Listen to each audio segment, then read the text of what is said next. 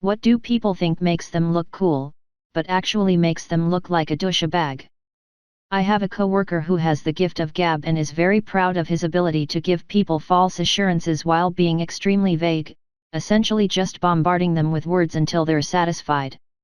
It's a useful trick, I suppose, but when you hear him do it in real time, you realize he's just a very good liar. I have a friend who does this in a very patronizing way. I've learned to just nod and go oh okay or for sure.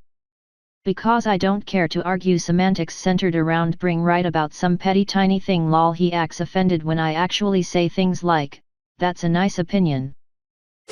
I hate these pranks.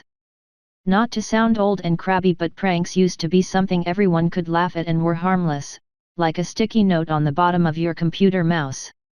If scaring strangers gives you joy, you're not a prankster, you need professional help. Edit. Wow. That's a lot of responses. So I have been trying to think of a good prank response for my stepdad. Some time ago he put giant googly eyes on the front of my car, didn't hurt the car. And I didn't notice for 3 days.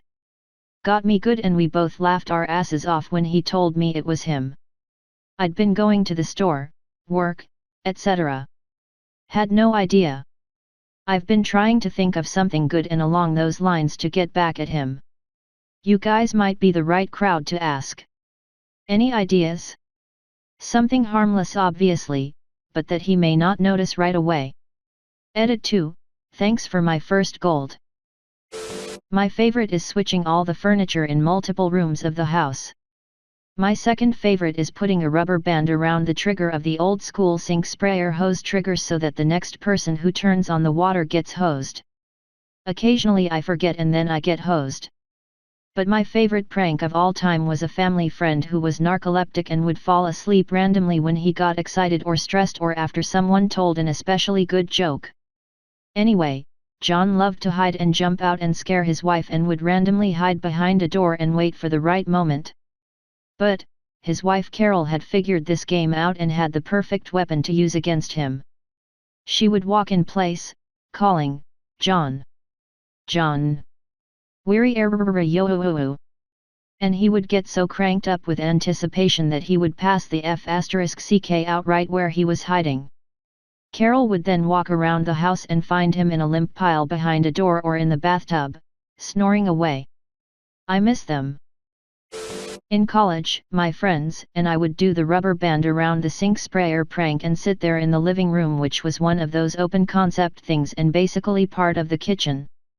There was one roommate who would never remember to look for this prank, despite it being done on a weekly basis.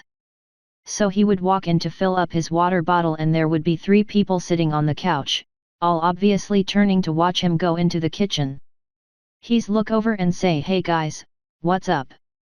As he turned on the sink and was sprayed in the chest, again. Even his girlfriend who lived with us and was tired of how forgetful he was like, "Dude. You've fallen for that dozens of times. If you can't remember to look for a bright pink rubber band on the sprayer, getting wet is on you." Disturbingly enough, the dude is a scientist now.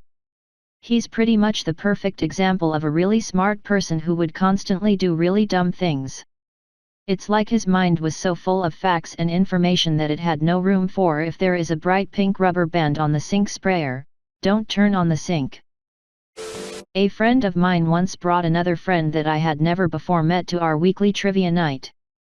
The girl was a huge bitch to the server that we see almost every single week, to the point that she wrote her a snotty note on the receipt when she paid.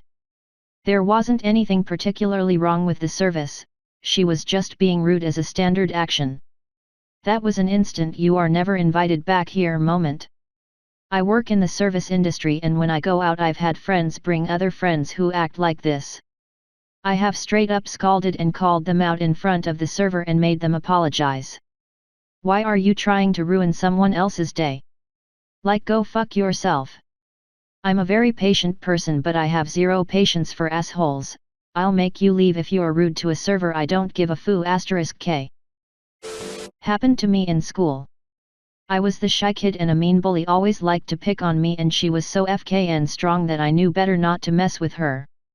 One day we were playing a game and she got mad at me, punched me, and announced that we're playing and selecting teams again and the team leaders would be herself and me, said in a condescending tone.